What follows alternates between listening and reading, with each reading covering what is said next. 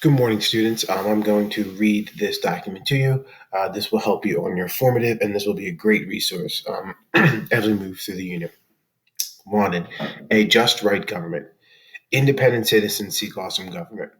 When the American colonists gained their independence from the British after the Revolutionary War, the Americans were faced with the problem. What kind of government should they have? They lived for years under British rule, and they had lots of complaints.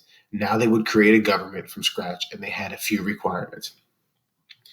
Independent citizens seek weak government. Their experience under heavy-handed British rule left the newly independent Americans a little bit skittish. So heavy-handed means the king was very powerful and had all the power, and skittish means like nervous. Basically, they wanted a government that couldn't do much. They started by drafting a document called the Articles of Confederation. A confederation is a group of individuals united together for a purpose. In this case, the 13 states that had been British colonies before the war. The Articles of Confederation explain how the 13 states would be governed as one nation. Here are the basics. Each state was independent and had its own government. Each state would send representatives to the Congress of the Confederation, a lawmaking body. Congress was the only branch of government. No president or courts. In Congress, each state got one vote. A rocky start. On one hand, the Articles of Confederation had qualities that citizens appreciated. Because the Articles did not set up a very strong government, states got to keep their powers and independence. There was no powerful government telling them what to do. Citizens also wanted protection, and the Articles gave Congress the power to create a military to protect all the states. However, there were problems. For one thing, the Articles did not give Congress the power to enforce its laws. Congress also had no power to collect taxes to pay for the military, and in order to change the Articles, every single state had to agree to the changes. These and other problems meant that, in general, citizens felt like the relationship or the government wasn't working. Lots of differences. With 13 different states, there was no easy solution. Here's why. States had different needs. For example, some states depended on fishing, while others mostly grew crops. States had different sizes. Some states had many people, others had few.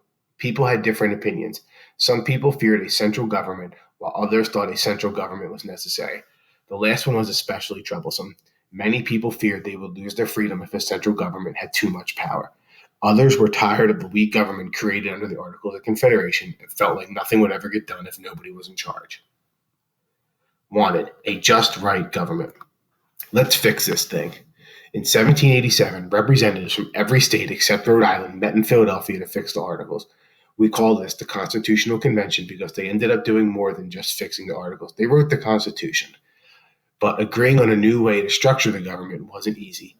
Some states floated a new idea. Why not create a government with three branches? The government could have a legislative branch with a Congress to make laws, an executive branch led by a president to carry out laws, and a judicial branch with courts to interpret laws. It sounded good, but there was one major problem. How many votes would each state get in the Congress? Voting in Congress. Yes, it's a big deal. Why? Because some states have a large population and some have a small population. Under the Articles of Confederation, each state got one vote, no matter how many people it had. That meant people in large states had less influence in Congress. Naturally, large states thought that wasn't fair. They thought they should get more votes because they had more people. Small states, however, thought it was a pretty good idea. Even though they were small, they had the same amount of power and influence as large states. They wanted to keep a one vote per state system. Battle of the plans. Two different plans emerged, one favoring small states and one favoring large states. Can you tell which is which? The Virginia plan. Legislative has two chambers. Number of votes for each state depends on the state's population.